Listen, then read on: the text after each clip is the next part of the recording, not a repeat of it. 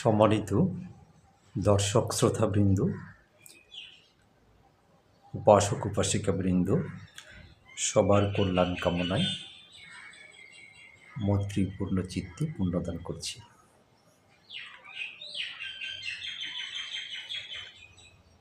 আজকের আলোচনার প্রসঙ্গ থাকবে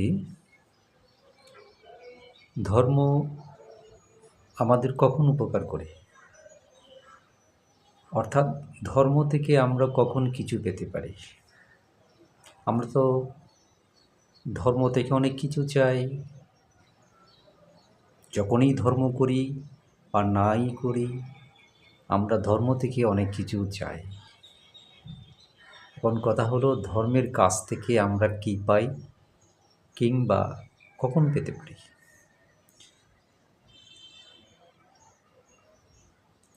দেখুন, আমি শুধু বৌদ্ধ দর্শনের কথা বলছি। একজন ভিক্ষু হিসেবে ত্রিপিটক শাস্ত্র জ্ঞান যেটুকু আছে, ত্রিপিটক শাস্ত্রের আলোকে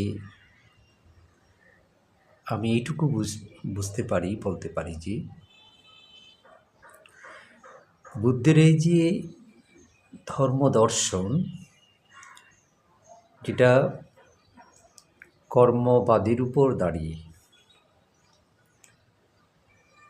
এখন কর্মবাদ কি কর্ম কি সে আলোচনায় গেলে সেটা আমার প্রসঙ্গ অন্যদিকে চলে যাবে। আমি সেই বিষয় নিয়ে আরেকটি ভিডিও করব, যে কর্ম আমরা বলি এবং অনেকে যে আমরা কর্ম, কপাল, ভাগ্য গুলিয়ে ফেলি, এই প্রসঙ্গ নিয়ে আরেকবার আলাদা ভিডিও করব। এই যে কর্ম, অর্থাৎ প্রতিটি কাজের একটা প্রতিক্রিয়া থাকবে, রিঅ্যাকশন থাকবে। বুদ্ধ যেটাকে পালিতে বলেছেন ইয়াং কাম্মাং কারিস্বামী, আমি যাই করছি, করেছিলাম, ইয়াং কাম্মাং কারিস্বামী কল্যাণাং ওয়া পাপাপাং ওয়া,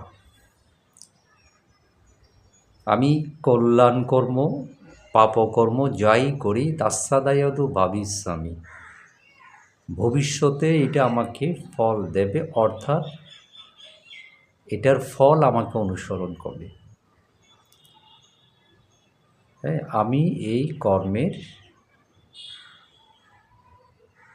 প্রতিক্রিয়া আমি পেতে বাধ্য। এখন ধরেন আপনি কাউকে হত্যা করেছেন, প্রাণনাশ করেছেন, আপনি পাপকর্ম করেছেন, পাপাপাং ওয়া। তাইলে এটার কয়েকটা দিক আছে। ধরুন, আপনি যে রাষ্ট্রে বসবাস করেন সে রাষ্ট্রের বিধিবিধান আছে, আইন আছে, সে আইন অনুসারে জীবন ধারণ করতে, পালন করতে আপনি বাধ্য নাগরিক হিসেবে। এখন একজনকে প্রাণনাশ করার অপরাধে যে দণ্ড বিধান আছে, বিধি আছে, সেই দণ্ড আপনাকে ভোগ করতে হবে। ধরেন এটা ভোগ করছে। এখন সেই ক্ষেত্রে যদি আপনি বলেন এটা আমার ভাগ্যে ছিল বা এটা আমার সৃষ্টিকর্তা চেয়েছেন, এটা হয়েছে, এটা বুদ্ধের দর্শন নয়।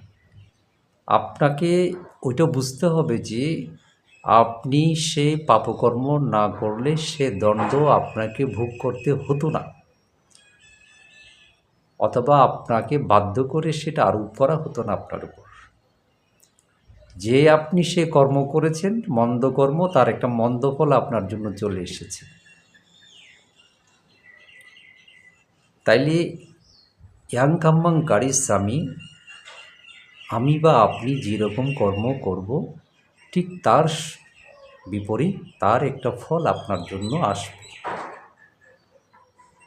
এখন এটা যদি আপনি মনে করেন যে আপনার সৃষ্টিকর্তা বা আপনার খোদা, যেটাকে আপনি বিশ্বাস করছেন, মনে করছেন, সেটা তিনি দিয়েছেন, ততক্ষণ তো তিনি এটা দেননি আপনাকে, যতক্ষণ না আপনি এই কর্মটা করেননি, কিছু করেননি। তো সেই কারণে বুদ্ধ নিজের কৃত কর্ম অর্থাৎ কাজের উপরে অত্যধিক গুরুত্ব দিয়েছেন, কারণ আপনার প্রতিটি কর্মের সাথে আপনার একটা রিঅ্যাকশন তৈরি হবে। ভালো কাজের জন্য ভালো রিঅ্যাকশন, মন্দ কাজের জন্য মন্দ রিঅ্যাকশন বা ফল থাকবে, রেজাল্ট থাকবে। হ্যাঁ,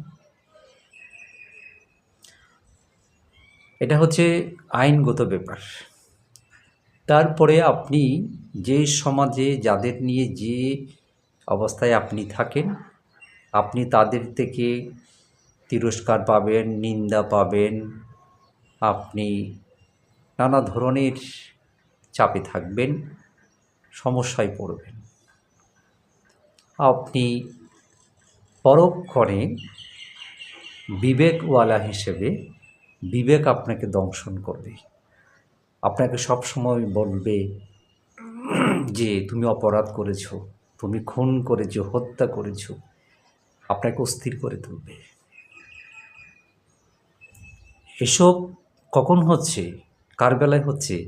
যে ব্যক্তি সে কর্ম করেছে তার বেলায় হচ্ছে, এবং তখনই হচ্ছে, এর আগে হয়নি, বা যে করেনি তার বেলায় হচ্ছে না।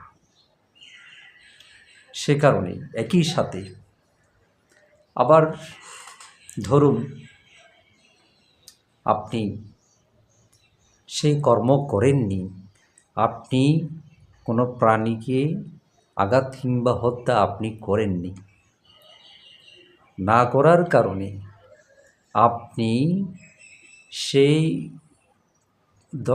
ভঙ্গ করলে, সে অপরাধ করলে যে যে সমস্যাগুলো আইনগতভাবে, সামাজিকভাবে বিবেক কাছে আপনাকে মাশুল দিতে হচ্ছে, সেখান থেকে আপনি মুক্ত, সেগুলো আপনাকে পোহাতে হচ্ছে না, সেই দুশ্চিন্তা আপনাকে তাড়া করবে না। তাহলে এটা আপনার পালন করার ফল, আগেরটা ছিল আপনার লঙ্ঘন করার ফল। আবার ধরুন আপনি কাউকে উপকার করলেন, মানবিক একটা কর্ম করলেন, সাথে সাথে আপনার মন এক পবিত্র আনন্দে ভরে গেল। সে কর্ম করে আপনাকে কোনো ভয়ে ভীত হতে হবে না, ভয় আপনাকে তাড়া করছে না, আপনার ভেতরে অপরাধবোধ কাজ করছে না, উল্টো আপনার ভেতরে একটা কেমন যেন একটা পরম আনন্দ অনুভব হচ্ছে, যে আপনার মনের মধ্যে একটা মনোবল সৃষ্টি হয়েছে যে আপনি ভালো কাজ করেছেন। এই যে সাথে সাথে ভালো কাজের জন্য ভালো ফল, ভালো প্রতিক্রিয়া, খারাপ কাজের জন্য খারাপ ফল, খারাপ প্রতিক্রিয়া, কিংবা পরক্ষণে কিংবা আরও পরে, এই যে কর্ম অর্থাৎ কাজ, আমার আপনার বা আমাদের দ্বারা কৃত কাজ, বুদ্ধ এটাকে সর্বদা সম্যক কর্ম করতে বলেছেন।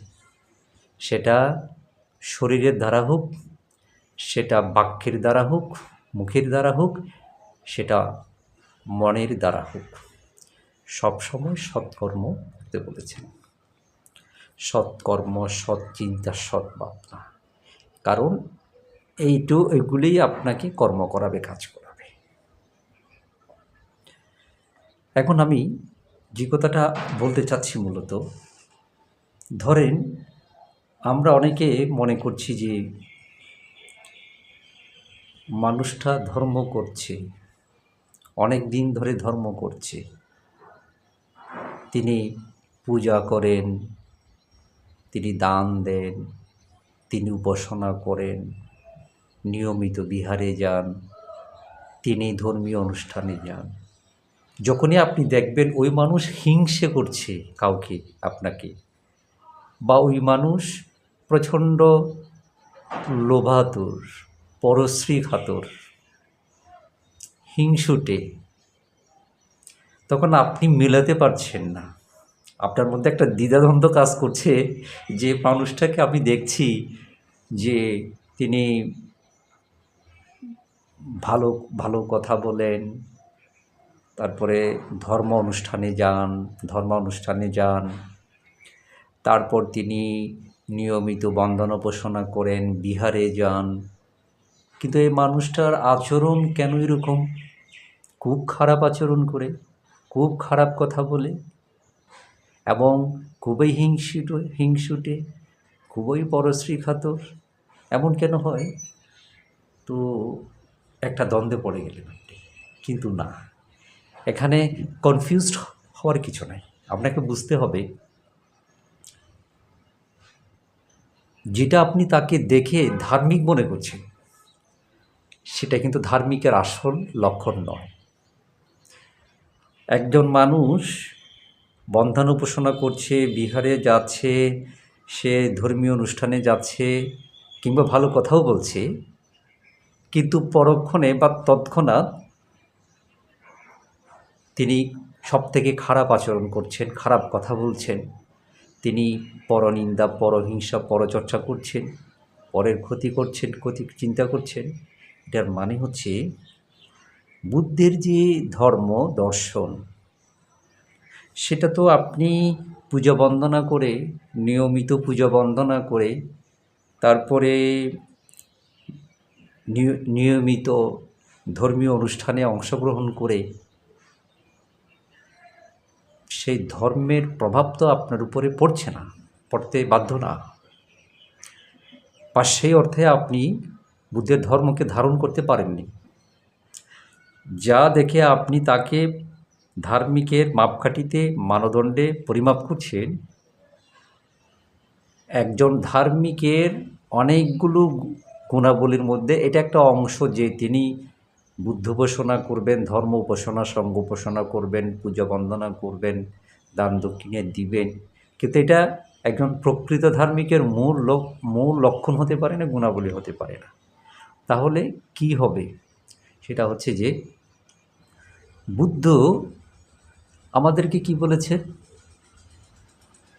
আমাদেরকে জোর দিয়েছেন কোথায়? আমাদেরকে জোর দিয়েছেন যে আমাকে পঞ্চশীলা পালন করতে হবে। অর্থাৎ আমি কোনো প্রাণীর উপর নির্দয় হতে পারি না। হত্যা তো দূরের কথা, প্রাণী হিংসা করা যাবে না, মানুষ তো দূরের কথা। আমি পরের সম্পদ অনিষ্ট করতে পারি না, আমি ব্যভিচার করতে পারি না, আমি মিথ্যাচার করতে পারি না, একজন মানুষ বা বৌদ্ধ হিসেবে আমি মাদক সেবন করতে পারি না।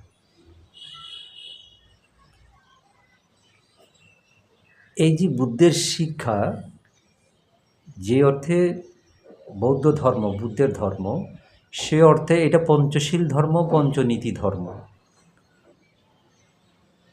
এগুলি লঙ্ঘন করেও, এই পঞ্চনীতি লঙ্ঘন করেও বুদ্ধ উপাসনা করা যায়, ধর্ম সঙ্ঘ উপাসনা করা যায়, পূজা দান করা যায়, বিহারে যাওয়া আসা করা যায়।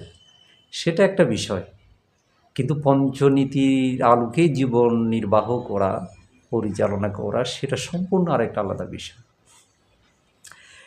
একজন মানুষ এমনও থাকতে পারে যে আপনি তাকে ঘন ঘন বন্দনা করতে দেখছেন না, বিহারে যেতে দেখছেন না, ধর্মীয় অনুষ্ঠানে দেখছেন না, হ্যাঁ, বড় বড় করে বন্দনা করতে দেখছেন না, কিন্তু দেখবেন সে ব্যক্তি প্রাণীহিংসা করে না, মানুষের সাথে খারাপ আচরণ করে না, মানুষকে নিন্দে করে না, অন্যের উন্নতিতে সে জ্বলে না, পরশ্রীকাতর হয় না, সে অন্যের ক্ষতি চিন্তাই করতে পারে না। তারপরে সে কখনো নিজের সীমা লঙ্ঘন করছে না, অর্থাৎ সে মিথ্যা কামাচার, ব্যভিচারে লিপ্ত হচ্ছে না, সে মিথ্যাচার করে না, সে মাদক থেকে যুজন দূরে থাকে। অসংখ্য মানুষ আছে, আমি তো নিজেও দেখেছি অসংখ্য জনকে, যে আসলে খুব বেশি ঘন ঘন বিহারে যায় না, বেশি বন্দনা পারে না, তারপরে দান দিতে পারে না, তারপরে ধর্মীয় অনুষ্ঠানে বেশি যেতে পারে না, তারপরে নিয়মিত বন্দনাভূষণও বেশি করতে পারেন না, কিন্তু তিনি ওই কাজগুলো করেন। এখন বলেন, একজন ব্যক্তি ওইসব লঙ্ঘন করে, বন্দনা করে, উপাসনা করে বিহারে যার আজীবন করেন, তারপরে পূজা দেন, বড় বড় করে বন্দনা বলেন, তারপরে বিভিন্ন শঙ্করদান, কঠিন চিবর দান, ধর্মীয় অনুষ্ঠানে যান, তিনি মনে করছেন সেটা তিনি বুদ্ধের ধর্ম, বৌদ্ধ ধর্ম পালন করছেন। আর একজন ওই ব্যক্তি যে পঞ্চশীলের আলোকে জীবন যাপন করছেন। এখানে বুদ্ধের শিক্ষা আসলে প্রকৃতপক্ষে কে অনুসরণ করছে? প্রথমত আপনাকে স্বীকার করতে হবে, যে ব্যক্তি পঞ্চশীলা আচরণ করে জীবনে প্রয়োগ করার, প্রতিফলিত করার চেষ্টায় আছেন, চেষ্টা করছেন, পারছেন, তিনি প্রকৃত বুদ্ধের শিক্ষা গ্রহণ করেছেন। তিনি প্রকৃত বুদ্ধের শিক্ষা গ্রহণ করেছেন এবং বুদ্ধ এটাকে প্রকৃত বুদ্ধ পূজা বলেছেন। এটাই প্রকৃত বুদ্ধ পূজা। আবার একই সাথে তার আরও এক্সট্রা গুণ থাকতে পারে এটার সাথে, যে তিনি পঞ্চশীলা পালন করার পাশাপাশি তিনি বুদ্ধ পূজা করেন, তিনি ধর্ম পূজা, সঙ্গ পূজা করেন, নিয়মিত বন্দনা উপাসনা করেন, তিনি বিহারমুখী, তিনি ধর্মীয় আচার অনুষ্ঠানমুখী। এটা তার এক্সট্রা গুণাবলী। আবারও বলছি, এইগুলি প্রধান গুণাবলী হতে পারে না। একজন প্রকৃত বৌদ্ধের জন্য এগুলি জীবনাচারকে নিখুঁত শুদ্ধ করার চেয়ে শুধু বন্দনা, পূজা, উপাসনায় রত থেকে নিজেকে ধার্মিক ভাবা বা সেরকম ব্যক্তিকে আমাদের ধার্মিক ভাবা, সেটা আসলে প্রকৃত চিন্তা নয়, বৌদ্ধিক চিন্তা নয়। তাইলে এখন আপনি দেখেন, যে ব্যক্তি পূজা বন্দনা করে না, নিয়মিত ওনার মতো বা আরেকজনের মতো বিহারে যেতে পারে না, বড় বড় করে বেশি বেশি বন্দনা করতে পারে না, প্রার্থনা করতে পারে না, তিনি আবার ওই নিয়ম নীতিগুলো বুদ্ধের ঠিকঠাক পালন করার চেষ্টা করেন। কিন্তু উনি যাকে আপনি নিয়মিত দেখছেন ধর্মের ছত্রছায়ায়, ধর্মালয়ে, আপনি যাকে ধার্মিক ভেবে বসে আছেন, সে ব্যক্তি নিজেও যাকে নিজে নিজে ধার্মিক মনে করছেন, আপনি দেখবেন এই দুজন ব্যক্তির মধ্যে আকাশ পাতাল ব্যবধান। চিন্তায়, ভাবনায়, আচরণে, জীবনযাপনে আকাশ পাতাল ব্যবধান। তো সেই কারণে বুদ্ধের ধর্ম এমনই এক বিষয়, যা আচরণ করলে তার থেকে অনেক কিছু পাওয়া যায়, আচরণ না করলে তার থেকে কিছুই পাওয়া যায় না। আপনি খোলস মাত্র নিয়মিত আপনি বন্দনা উপাসনা করতে পারবেন, পূজা দিতে পারবেন, অনুষ্ঠান উদযাপন করবেন, উৎসব করবেন, আপনি ঘন ঘন বিহারে আসবেন, যাবেন। আবার একই সাথে আপনি তার উল্টো চরিত্রে, আপনি একই ব্যক্তি, আপনি যা তা করতে পারবেন, যা তা বলতে পারবেন। আপনি বুদ্ধ নিন্দা, ধর্ম নিন্দা, শঙ্খ নিন্দা, ব্রহ্মচারী নিন্দা থেকে শুরু করে আপনার কাছে কোনো কিছুই বাদ যাবে না। আপনি কারো অনিষ্ট চিন্তা করতে একবার ভাববেন না। আপনি অসামাজিক আচরণ করতেও আপনি একবার ভাববেন না। কিন্তু পঞ্চশীল ধারণকারী ব্যক্তি কখনো সে কাজগুলো তিনি করতে পারবেন না, আপনি চাইলেও তাকে দ্বারা করাতে পারবেন না।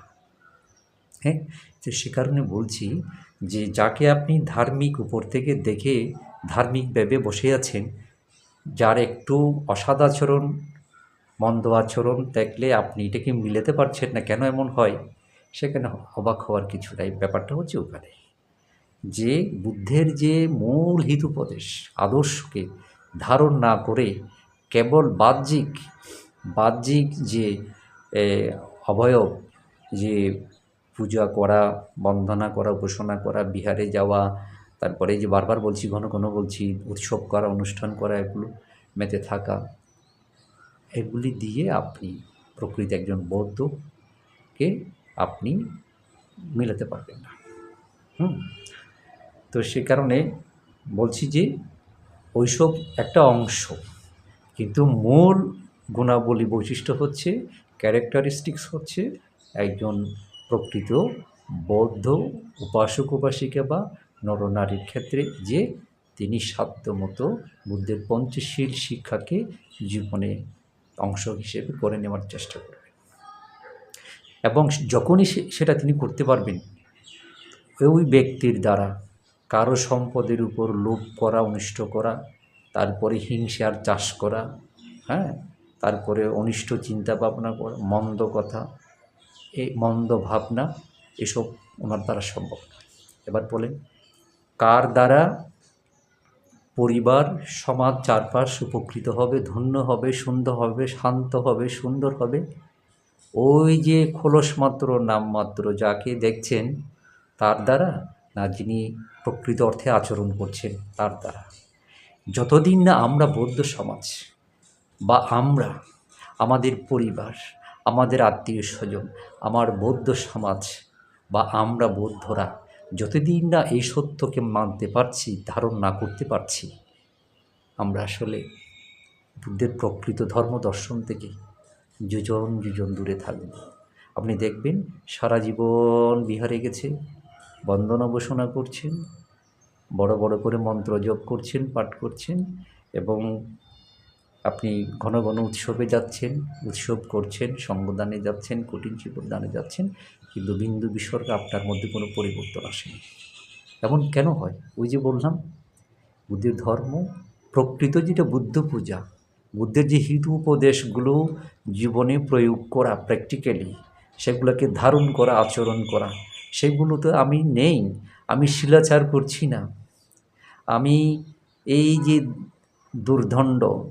দুর্দান্ত ছুটে চলা অস্থির চঞ্চল এই চিত্তকে দমন করা, সংযত করার চেষ্টায় আমি নাই, শিলাচার সদাচারে আমি নাই, আমি শুধু খোলস পরের দিকে আছি।